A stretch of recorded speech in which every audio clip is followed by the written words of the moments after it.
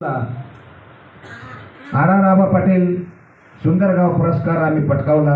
जिल्हा स्तरावर आमचे आदरणीय ग्रामविकास अधिकारी काळवणे साहेब, सर्व ग्रामस्थांचा सहभाग, सर्व ग्रामपंचायतनं आम्हाला भरभरून त्या ठिकाणी योगदान दिलं, मदत केली। त्यामुळे आम्ही त्या बक्षिसापर्यंत मजल मारली। त्यानंतर आमचं सतत काम सुरूच आहे, पण थोडं कुठेतरी कमी पडतो। परंतु आजच्या या मार्गदर्शनाने आणि आदरणीय गटविकास अधिकारी श्री कृष्ण वेणेकर साहेब यांनी आमचं गाव दत्तक घेतलेलं आहे। त्याबद्दल त्यांचं मी मनापासून अभिनंदन करतो, धन्यवाद देतो। का 135 ग्रामपंचायतीमधून त्यांनी परसोडा गाव निवडलं, याचा मला सार्थ अभिमान आहे।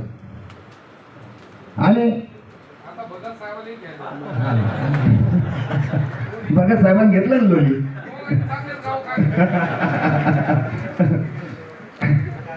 तर या ठिकाणी मी या कार्यशाळेच्या निमित्ताने ग्वाही देतो।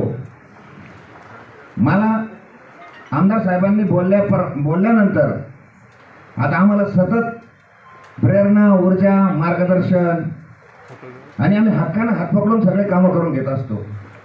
पण या अभियानात सहभागी व्हायचं, आपण आपल्या कामांना सिद्ध करून दाखवायचं, तर आपल्याला बक्षीस मात्र 100% मिळणार। पण आपल्याला कसोशीनं काम करावं लागेल। काही मुद्दे मी 50-60% तर काम आमचं पूर्ण आहे, 30-40% काम सौर पॅनलचं असेल, अजून छोटी मोठी कामं बाकी आहे, ऑनलाईनचं थोडं बाकी आहे।